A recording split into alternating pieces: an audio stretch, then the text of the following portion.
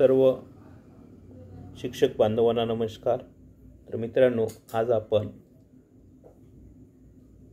शिक्षकी सेवेमध्ये आपल्याला वेगवेगळ्या प्रकारच्या रजेची आवश्यकता असते।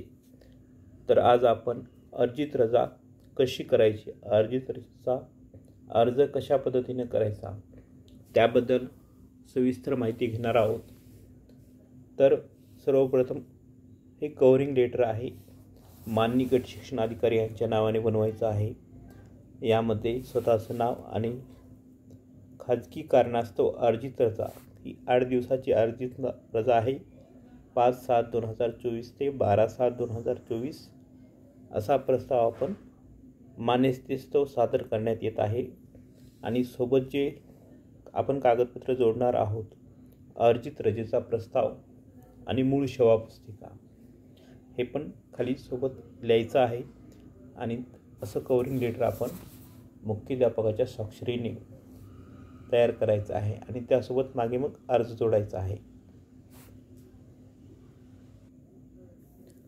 त्यानंतर त्यासोबत नमुना नंबर 14 हा पण फॉर्म आपण भरून द्यायचा आहे। त्यामध्ये शाळेचं नाव, शिक्षकाचे नाव, जन्मदिनांक, नेमणूक दिनांक, वेतन श्रेणी, हंगामी अगर कायम, रजा घेतल्याचे नियम, हा मुंबई अधिनियम 1981 यानुसार आपल्याला रजा भेटते, रजेचा कालावधी आणि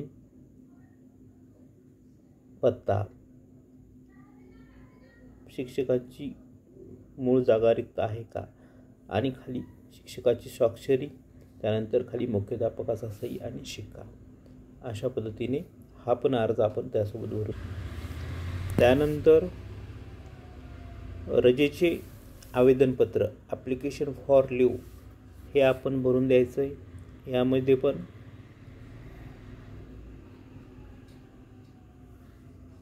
नाव, त्यानंतर अधिनियम, पद, शाळा, वेतन, अर्जित रजेचा कालावधी आणि कारण, खाजगी काम, त्यानंतर खाली पण स्वतःचं नाव, स्वाक्षरी आणि मुख्याध्यापक आणि त्यांची स्वाक्षरी घ्यायची त्यावर पण खाली। त्यानंतर मागच्या बाजूला रजेचा कालावधी लिहायचा आहे, त्यावर पण खालून स्वतःची सही करायची, बाजूला मुख्याध्यापकाचा सही, शिक्का। रजेच्या अनुज्ञेबाबतचे प्रमाणपत्रामध्ये पण आपल्याला कालावधी लिहायचा आहे। अर्जित रजा मुंबई नियम 1981, त्यामध्ये पण स्वतःची सही करायची आणि मुख्याध्यापकांची स्वाक्षरी घ्यायची। आणि खालची जी सिग्नेचर आहे, सिग्नेचर मंजुरी देणाऱ्या अधिकाऱ्याचे आदेश, इथं जे गट शिक्षण अधिकारी आहेत ते स्वाक्षरी करणार आहेत खाली, त्यामुळे तिथं आपण त्यानंतर आपण लिव्ह अकाउंट भरायचं आहे। मूळ सेवा पुस्तिकेवरून आपल्या जेवढ्या काही रजा शिल्लक आहेत आणि आपण ज्या काही घेणार आहोत त्यानुसार आपण लिव्ह अकाउंट तयार करायचं आहे। इथे बघा, मी अगोदरचे काही नोंदी केल्यात आणि शेवटी नोंद केली आहे। 1/1/24 ते 30/6/24 6 महिने।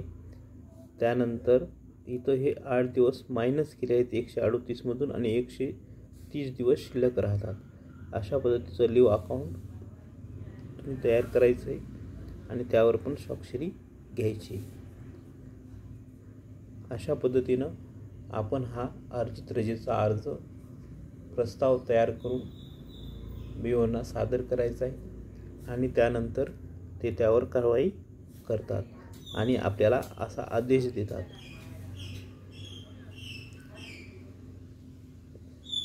कालावधीचा असा स्वाक्षरीचा आदेश दिला जातो आणि आपली अर्जित रजा ही मंजूर होते। तर अशा प्रकारे आपण अर्जित रजेचा अर्ज कसा तयार करावा हे आपण या व्हिडिओमध्ये पाहिलं। असेच माहितीपूर्ण व्हिडिओ मी आपल्यासाठी घेऊन येत असतो। व्हिडिओ आवडल्यास चॅनलला लाईक करा, शेअर करा, सबस्क्राईब करा। धन्यवाद।